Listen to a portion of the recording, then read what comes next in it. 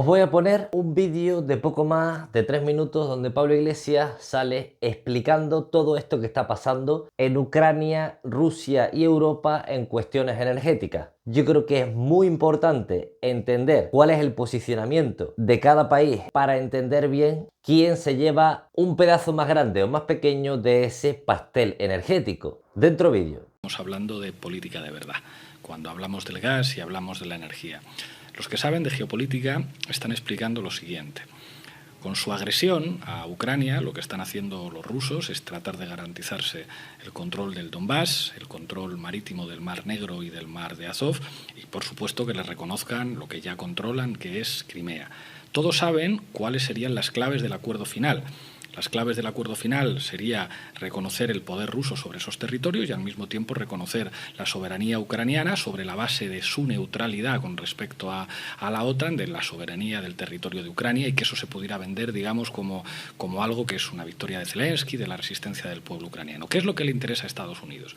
A Estados Unidos le interesa arruinar a Rusia y convertirse en la potencia que haga negocio con el gas en Europa. Y eso sí es muy relevante para entender qué es lo que explica que las potencias europeas de la OTAN se nieguen a atender la reclamación ucraniana de un espacio de exclusión aérea o de enviar tropas, que sería lo único que sería definitivo frente a un ejército como el ruso, pero quieran prolongar la guerra. Prolongar la guerra, que implica un coste en vidas humanas espantoso, contribuye al debilitamiento geopolítico de Rusia y a favorecer en este caso los intereses energéticos de los Estados Unidos.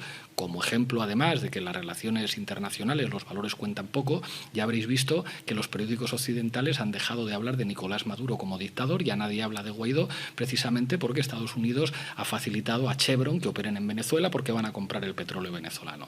¿Qué es lo que vendría a plantear España en ese sentido? Bueno, como somos un lugar de paso y de procesamiento del gas argelino, a pesar de que los argelinos están notablemente molestos por la traición de Pedro Sánchez al Sáhara y a la propia Argelia, podríamos hacer negocios España y Portugal con el tratamiento del gas en nuestros territorios. Bueno, pues que lo digan así. Que digan de qué va esto y que dejen de hablar de valores, que dejen de hablar de derechos democráticos, que dejen de hablar de la soberanía, porque creo que la gente no es tonta y se da cuenta de lo que hay detrás de lo que estamos viendo. Y con respecto a las eléctricas, creo que no tiene mucho sentido decir que es un escándalo el precio de la luz que tiene que pagar la gente o el precio de los combustibles y no querer intervenir los beneficios caídos del cielo, que son un atraco a mano armada del oligopolio eléctrico a la ciudadanía, o ni siquiera plantear que además la Unión Europea está diciendo que es posible pues que el Estado español tuviera lo que tienen otros estados europeos, que es una empresa pública de energía.